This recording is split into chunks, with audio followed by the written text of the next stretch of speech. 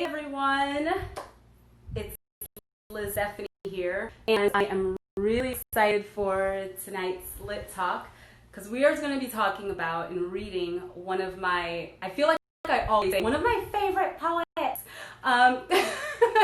But Alexander Pope is one of my favorites, and we are going to be reading more specifically a portion of his essay on criticism. So, hello.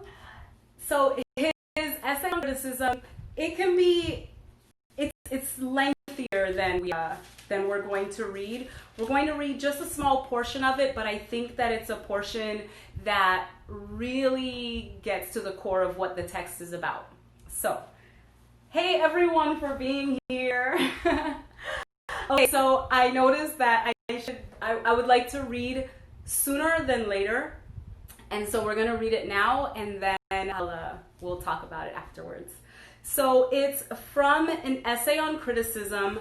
I'm starting from lines, I wrote it down, I'm starting from lines 337 through 338. So if you're looking up the text somewhere, you're gonna have to rifle through a lot of stuff to find this particular passage. So it's lines 337 through 383. Okay, now let me find it. Here we go. It reads, "But most by numbers judge a poet's song, and smooth or rough with them is right or wrong. In the bright muse, though thousand charms conspire, her voice is all these tuneful fools admire. Who haunt Parnassus but to please their ear, not mend their minds, as some to church repair, not for the doctrine, but the music there. These equal syllables alone require, though off the ear the open vowels tire, while expletives their feeble aid do join, and 10 low words off creep in one dull line.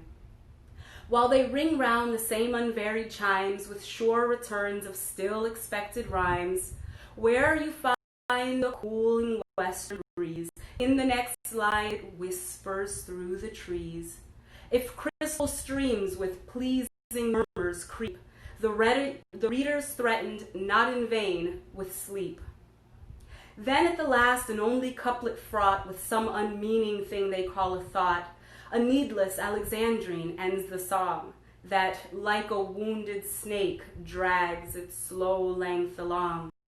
Leave such to tune their old dull rhymes, and know it's roundly smooth or languishingly slow, and praise the easy vigor of a line, where Denham's strength and Waller's sweetness join. True ease in writing comes from art, not chance, as those move easiest who have learned to dance. 'Tis not enough no harshness gives offense, the sound must seem an echo to the sense.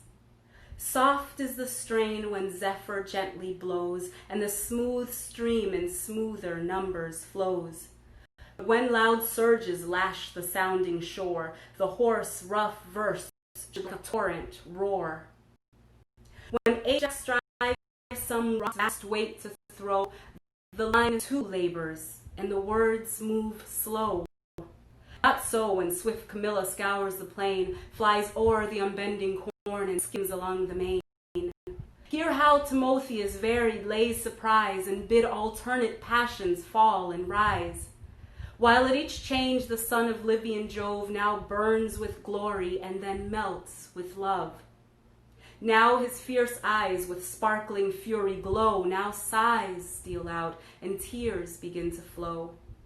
Persians and Greeks like turns of nature found, and the world's victors stood subdued by sound. The power of music all our hearts allow, and what Timotheus was is Dryden now." Okay, so it's a mouthful, it's a handful, but Alexander Pope is writing here in a very conversational style. So just a little bit of background information, and then we're going to go through it piece by piece and make some sense of it. he's writing in a very conversational style, and he's writing in a form that was later known to be called ars poetica. And ars is a word for art. So the art of poetry, or the art of writing. And so here he's giving a gentle criticism to writers and to readers alike. And he's not introducing any new concept about what makes poetry good, valuable, enjoyable. He's talking about different sort of accepted doctrines that were accepted already. But what he's doing it is presenting it in an easy, nice way. And not only is he presenting the doctrines of what makes good writing in a really pleasant way, but he's also showing us how it's used throughout the poem. So we're going to talk about that, because I think that's one of the coolest things ever, is that he's writing in what he's talking. So for instance, first, right off the bat, it says, "But some by numbers judge a poet's song, and what is smooth or rough to them is right or wrong." So he starts off by saying that some people, in order to determine whether a poem is good or bad, they listen to the sound of it. And if it's rough sounding, they say it's bad. If it's smooth sounding, they say that it's good. And he's saying there's like so many other things to be considered. So in those next two lines, it says, "In the bright muse, though 1,000 charms conspire, her voice is all these tuneful fools admire." So if, like, here's the muse of poetry and art, and she's like, "I have all of these things to give you," and they're basically just listening to the sound of her voice. And it's like, well, if I don't like the way that you sounded when you said it, then it's not worthy, like, of my time. It's not valuable. So they're being really like surface level with their criticism and with their writing. So he says that he makes this really great comparison here. He says, "Who haunt Parnassus," those same tuneful fools. He says, "Who haunt Parnassus but to please their ear, not mend their minds, as some to church repair, not for the doctrine, but the music there." So he compares people who listen to poetry and judge it based solely on the sound, like people who go to church and don't judge it based on the doctrine, or not to like mend their minds or expand their minds or gain new understanding or whatever it is, like the intellectual benefit or the spiritual benefit. They basically go to church because they like the music, right? And they're like, oh, this is a good church or a bad church because their music is good or their music is bad. So I thought that was a really great example that just about all of us can sort of relate to. Sometimes something is good for you and you should hear it, but the way it's delivered is like, oh my God, like, please. So, but again, so he's talking about the ways that people pay attention to poetry and how it's very surface level, and then he goes into these descriptions of what people should pay attention to. And like, if you want to be an artist, if you want to like hone the craft of writing, then these are all of the elements that you have to play with. These are all of the elements that you can use to make it better, to elevate it. And he also talks about some of the mistakes that writers make. Some of the mistakes they make because they don't know any better, or because of laziness, or whatever it may be. So let's look at some examples. Let's see. It says, "These equal syllables alone require, though off the ear, the open vowels tire." So he's talking about open vowels and how when a writer uses too many open vowels, like how many of us go through our life thinking about the number of open vowels that we're using. But he says that the open vowels tire. So just say the word open and vowels. I'm exaggerating a little bit, but I mean, if you go ahead and say it, like say open vowels. So if you're saying open vowels, it's like it takes work, like it takes some energy. And so it's tiring. It's literally tiring for your mouth when you're using this long sequence of open vowels.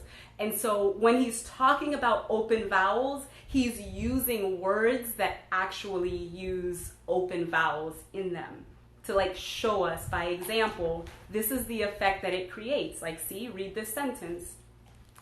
And then he says, while expletives their feeble aid do join, and 10 low words oft creep in one dull line.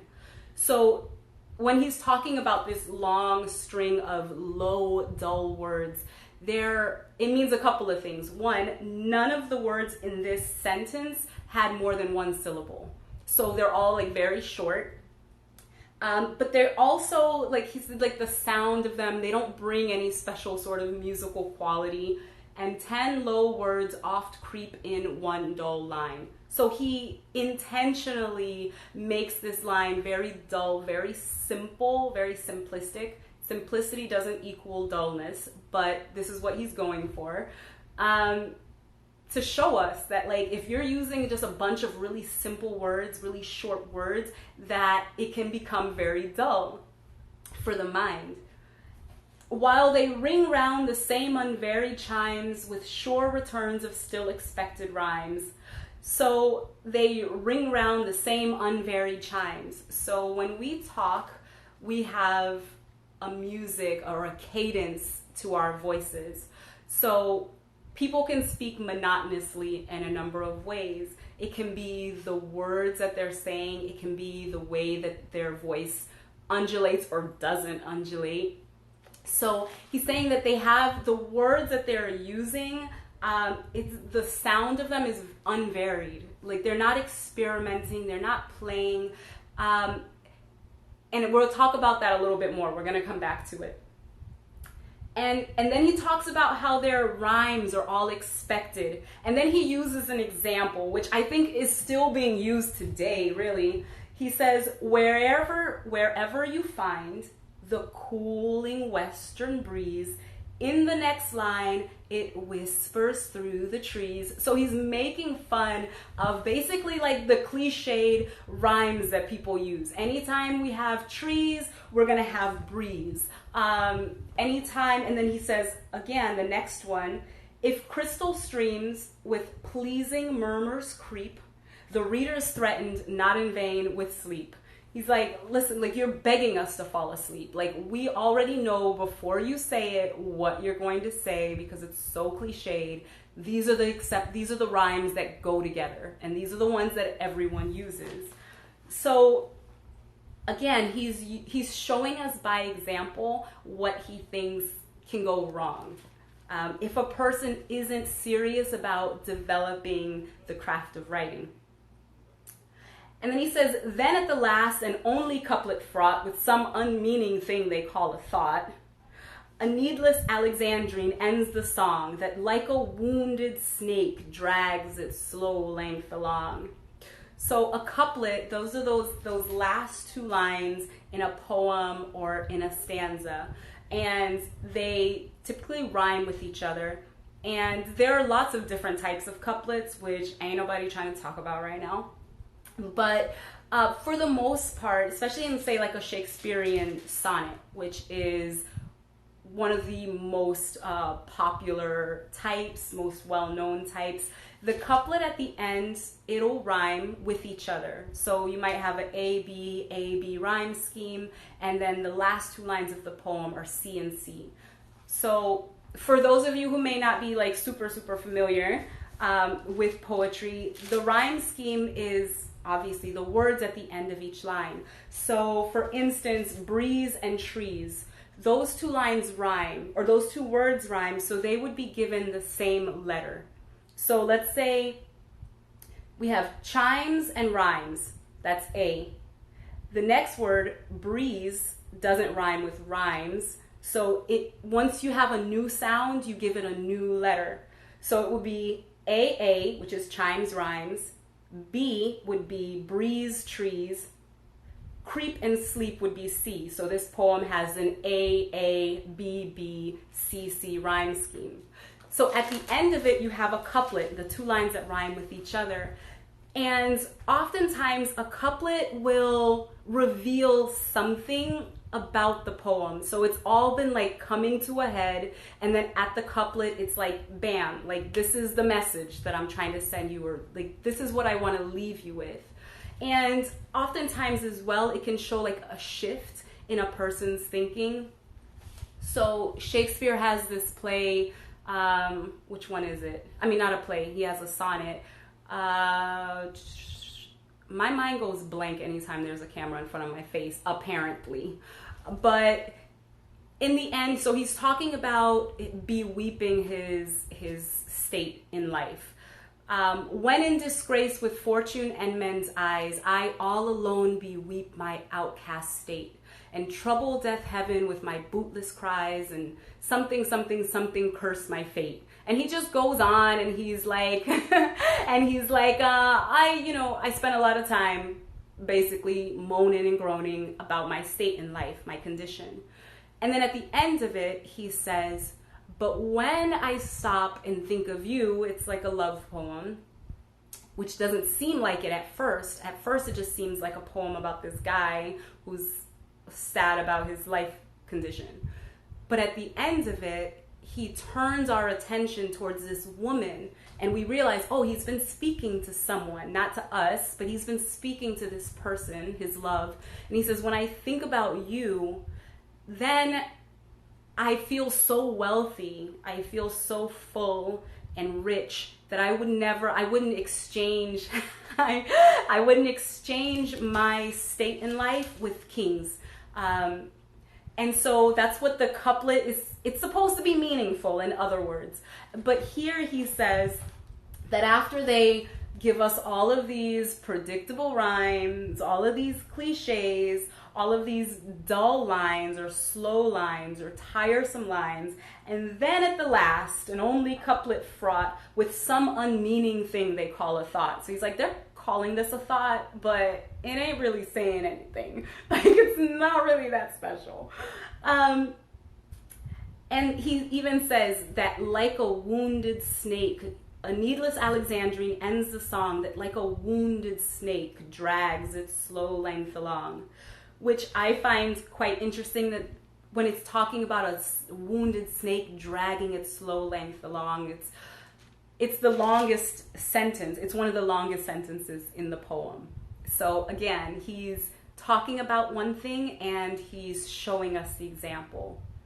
So the main theme of this poem, or of this section of the poem, is that the sound should echo the sense.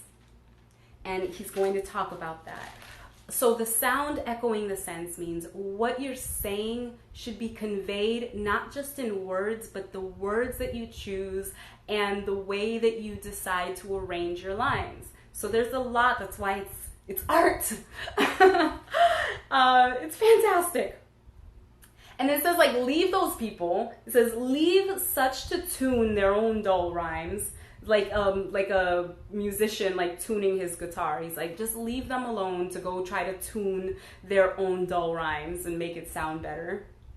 And as for you, know what's roundly smooth or languishingly slow, and praise the easy vigor of a line where Denham's strength and Waller's sweetness join. So again, he's talking about couplets, and it's a reference to writers in the past who sort of made the couplets like a thing, made it popular. And he's talking about how the couplet sort of balances like strength, like a strong statement, while also like softening us up and like easing our exit out of the poem. At least that's what I get from it. I mean, take it or leave it. It says, true ease in writing comes from art, not chance, as those move easiest who have learned to dance. 'Tis not enough no harshness gives offense, the sound must seem an echo to the sense.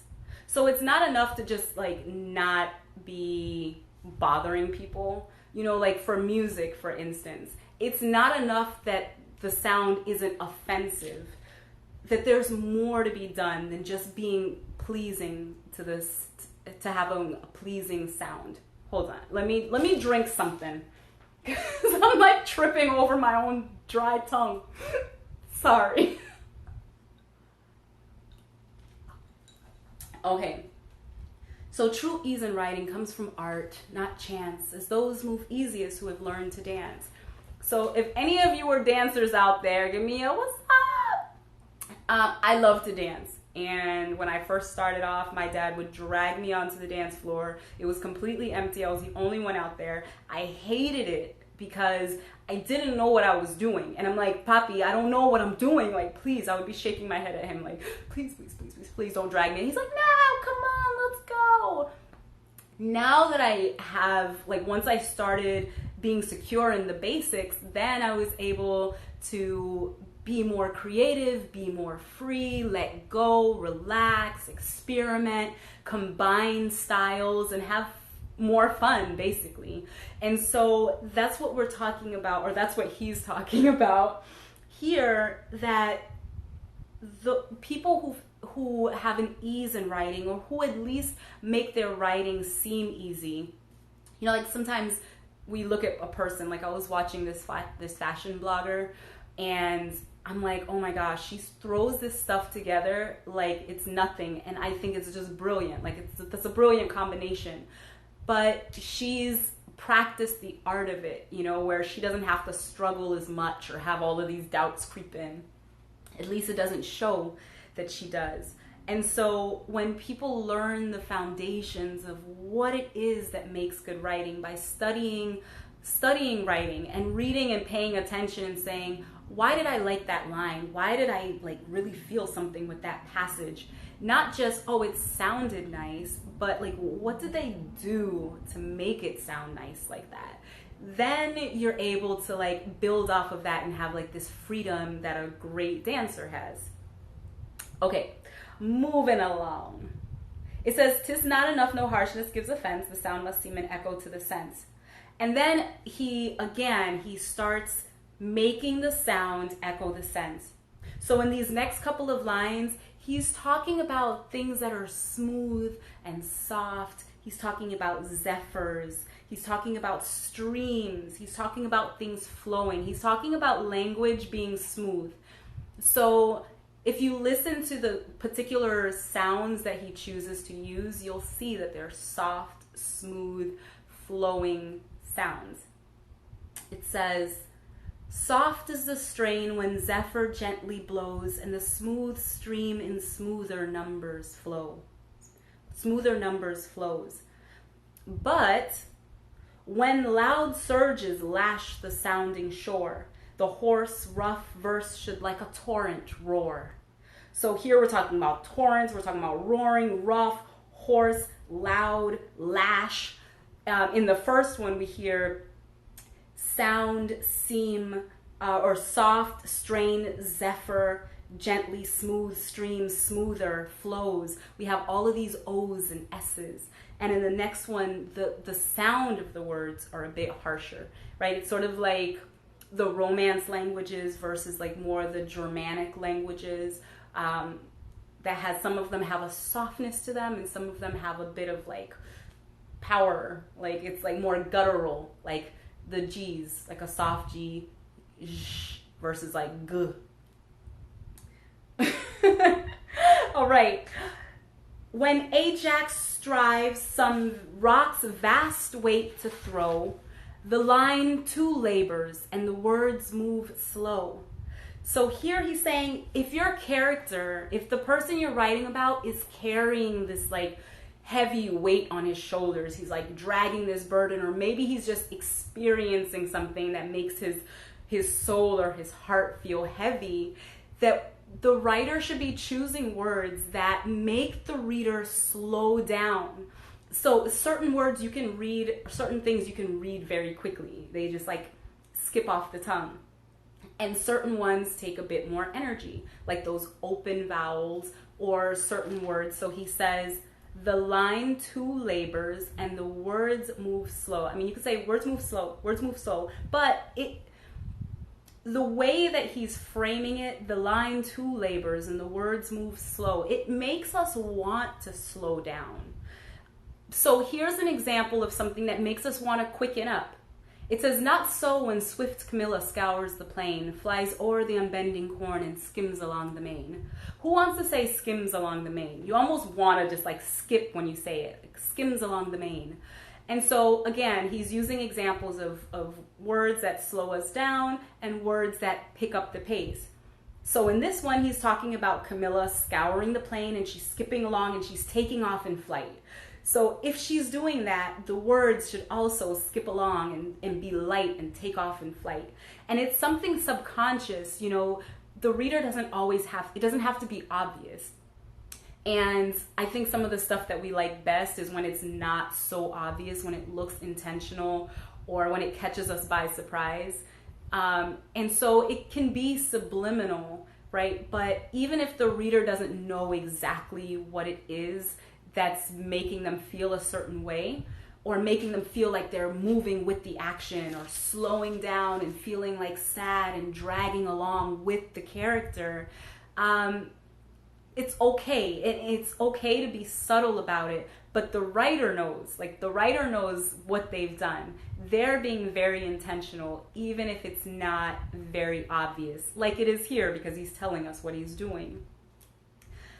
So I love this. It says, hear how Timotheus varied lay surprise and bid alternate passions fall and rise. So now he's talking about this guy Timotheus, who was he was this poet, and he may have been a musician as well, from like back in the 5th century something or other. He's old, and so it's talking about how his emotions are changing, that his passions are falling and rising. And so the words that describe his different emotions should also be changing, should also be falling and rising with the action. So let's read that section. It says, hear how Timotheus varied lay's surprise and bid alternate passions fall and rise. While at each chance the sun oblivion Jove now burns with glory and then melts with love.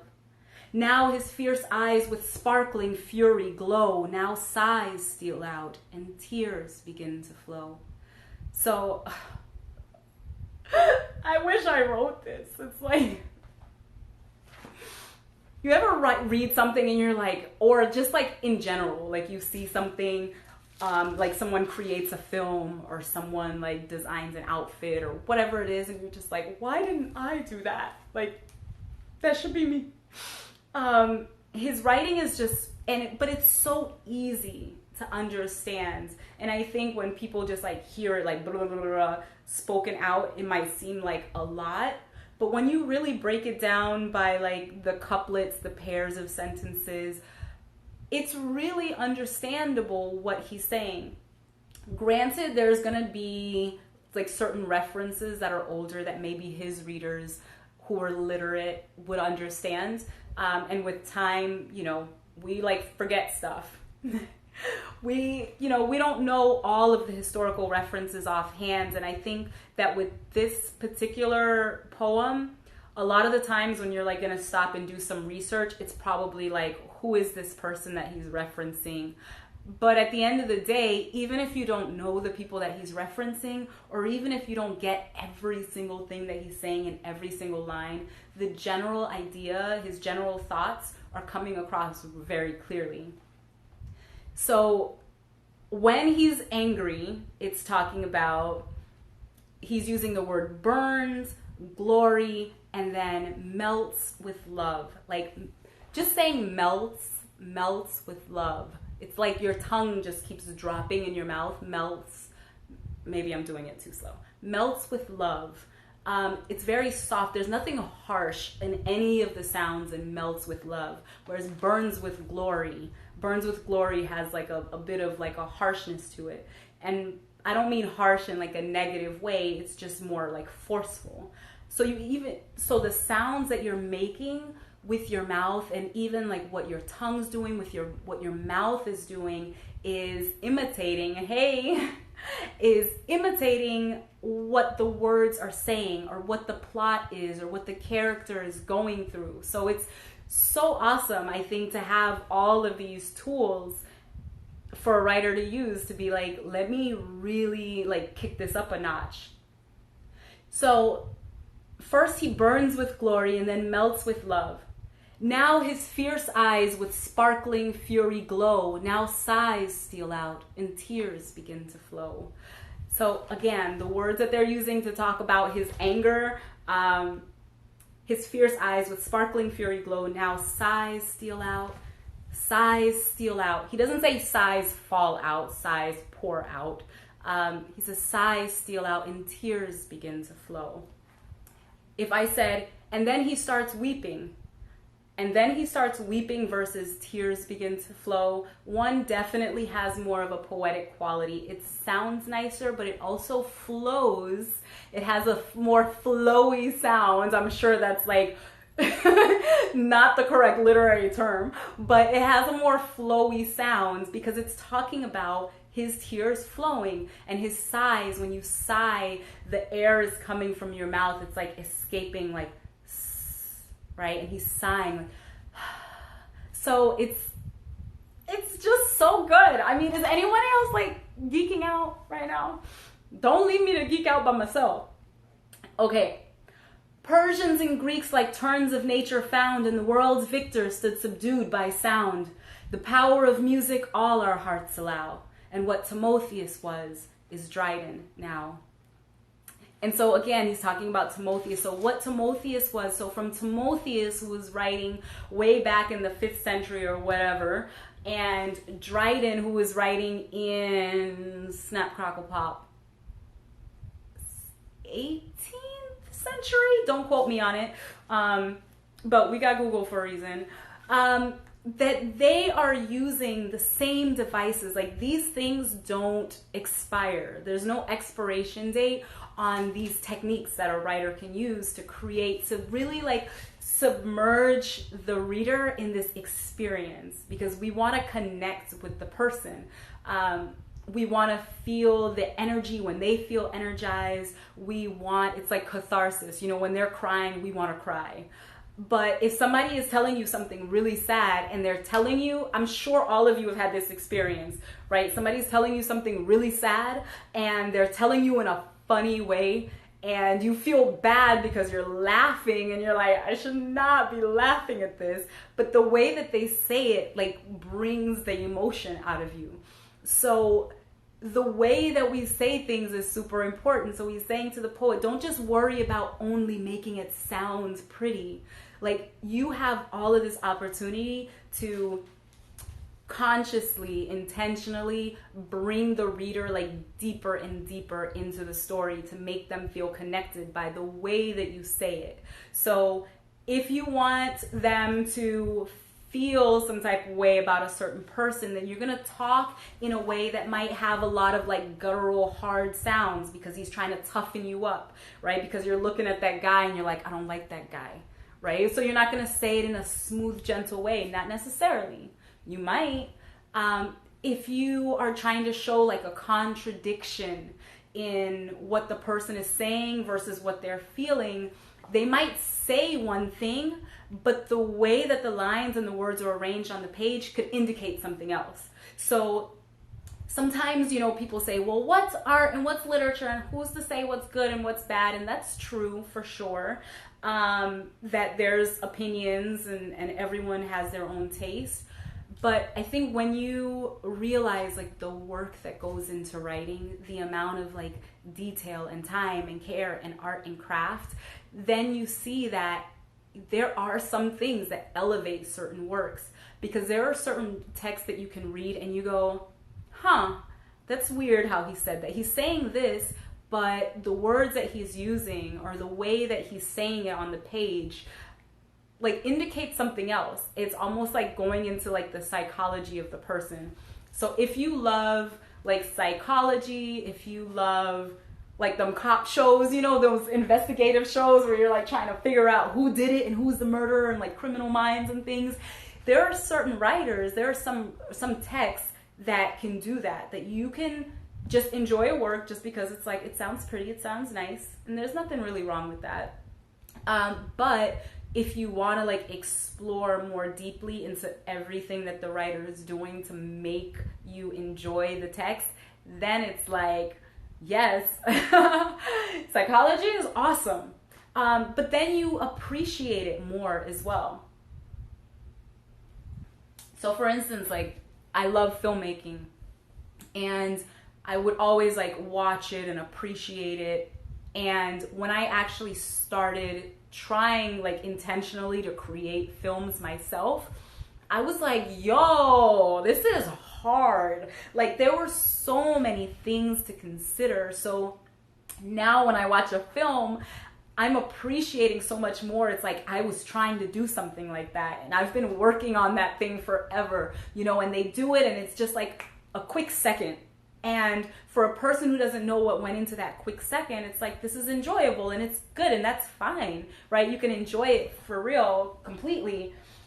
But when you know what went into it, you're like, wow, they put in a lot of work for me to enjoy that, you know? And so you can get to feel a bit more connected with the story, with the text, with the writer. You can appreciate good writing versus someone trying to sell you something that is like, you just slapped this together, didn't you? I mean, even when he's talking about like the rhymes, and he says how they have this list of expected rhymes. There are people, I used to tell my students, like, just because someone is published in a book doesn't mean that you have to consider them a great writer. Just because someone's in, I mean, that can go for all kinds. Just because someone's on the radio, just because someone is in an art gallery or whatever it might be, doesn't mean that you have to say, okay, this is fantastic, because professional writers, people who write, can also fall into some of the same traps. And I just thought it was so funny, that example he used about cooling western breeze and whispers through the trees, because I swear, like, people still use those examples, right? Anytime someone has blue eyes, it's like crystal blue eyes. Eyes are like the ocean. I had a creative writing teacher in college who gave me some really good advice. She was talking about love poems, and she was saying to be as specific as you can be. So if you write a love poem and you can give that poem to anyone, then it's not specific enough. And it's not, and you've probably used tons of cliches. So I love you, oh God. Okay, let's just say I love you to the moon and back, right? That wasn't a cliche when it was written, at least that I think. But now if you say that, what does it mean? You could hand this over to anyone. So she said, instead of saying, we had such good times together, you would include specific things like, that time I remember running through the rain, my hands in yours, hiding under the whatever it is. And I'm using a cliched example right now. I'm aware of that. But saying something specifically to your experience that you two had together, then that makes it more special, right? And so, you know, I was writing these poems and it was like, oh, my poems have to be like complex and they have to be like deep and all of this. And it's like, so there's so many symbols and stuff that you don't understand what the hell I'm even talking about. And she's like, take it down a notch. And that class really helped me. I think anybody who loves writing, you don't have to, it's so much more romantic. Anyone who loves writing, you can find courses. I mean, you can listen to things online. You can study the writing of others. If you go to, say, like used bookstores or something, and you get, like, a lot of times I even like to get some of these used textbooks. This thing costs 50 cents and it probably cost someone $90 when they were in school. But they'll have different like introductions to the text, or they might have certain questions at the end to kind of guide you in learning about the art or the style or the craft, and there's stuff online. But studying the craft is really awesome, because then you're like, oh, why don't I try this and why don't I try that? It's like a construction worker. Like, the more tools you have, the easier the job is, I think, right? I mean, so long as you don't have to carry all of them with you. But yeah, you have like more choice, more options to choose from. And then you're able to like point out like, okay, this line isn't working. And maybe it'll give you an idea as to why. Like, oh, I'm using like the same da-da, da-da, da-da, and it's becoming monotonous. or I'm using a lot of one syllable words, or the opposite, I'm using a ton of really monosyllabic words in this sentence. I don't have a single word with one syllable, so it's like tiresome. Like by the time the person finishes that sentence, they're like, I'm good, I'm done, moving on, right? So you can notice things like that. And of course, it's like always a work in progress, but it happens over time, right? We're all working on it. I'm still working on it. Sometimes I go back and read some of my things and I'm like, did people see this? Like, did people actually read this? So yeah, it keeps changing over time. Alexander Pope, what can I say about him? What can I say about him? He's funny. If you want to read something else of his that isn't this, The Rape of the Lock. The Rape of the Lock is hilarious. He's awesome at satire. I love writers who can use humor. Like, I'm noticing a thread there that most of the writers that I'm like, I love this writer, they're really good at using like wit and sarcasm. So like in this particular poem, he's like making fun of some of the things that writers do that it's like, come on, bro, like you're better than this. So I have to make sure. One time I was crossing my leg and I was watching the video afterwards. I was like, centimeters from flashing all of Instagram.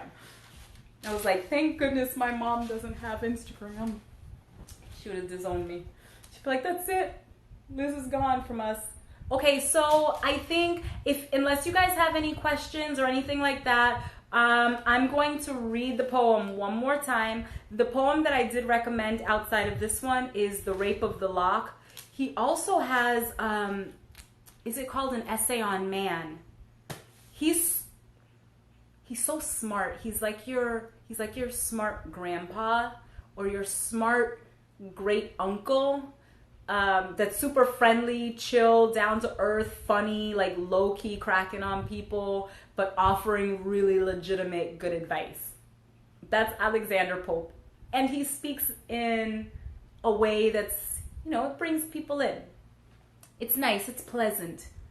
He obviously knows what he's doing. Okay, so I'm going to read the poem one more time, or this excerpt from the poem, start to finish. And if I can find, okay, here we are. But most by numbers judge a poet's song, and smooth or rough with them is right or wrong. In the bright muse, though thousand charms conspire, her voice is all these tuneful fools admire, who haunt Parnassus but to please their ear, not mend their minds, as some to church repair, not for the doctrine, but the music there. These equal syllables alone require, though off the ear the open vowels tire, while expletives their feeble aid do join, and 10 low words off creep in one dull line. While they ring round the same unvaried chimes with sure returns of still expected rhymes, whene'er you find the cooling western breeze, in the next line it whispers through the trees. If crystal streams with pleasing murmurs creep, the reader's threatened, not in vain, with sleep. Then at the last an only couplet fraught with some unmeaning thing they call a thought, a needless Alexandrine ends the song, that like a wounded snake drags its slow length along. Leave such to tune their own dull rhymes, and know what's roundly smooth or languishingly slow, and praise the easy vigor of a line, where Denham's strength and Waller's sweetness join. True ease in writing comes from art, not chance, as those move easiest who have learned to dance. 'Tis not enough no harshness gives offense, the sound must seem an echo to the sense. Soft is the strain when zephyr gently blows, and the smooth stream in smoother numbers flows. But when loud surges lash the sounding shore, the hoarse, rough verse should like a torrent roar.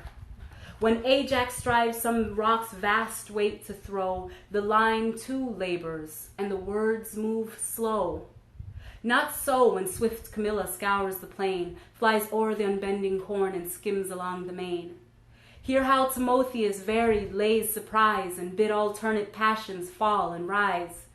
while at each change the sun of Libyan Jove now burns with glory and then melts with love.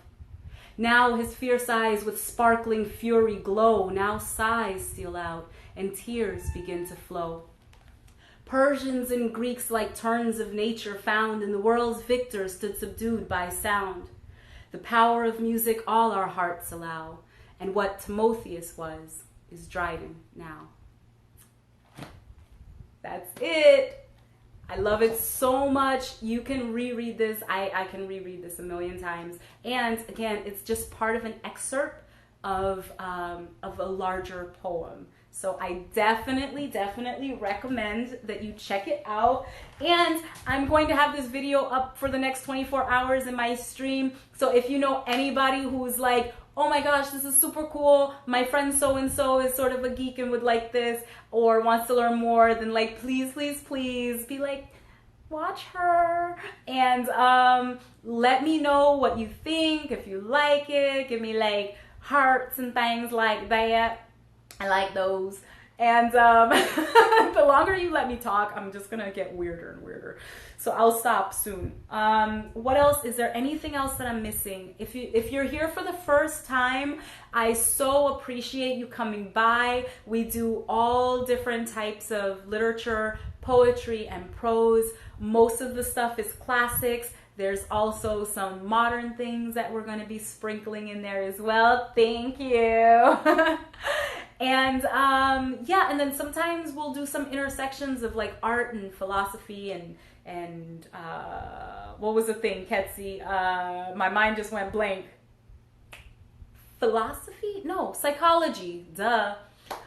Yeah, so, and if there's anything that you would really love to like hear spoken about, whether it's like say a writer or a style of literature, anything like that, I am open to suggestions. You can slide in my DMs and let me know.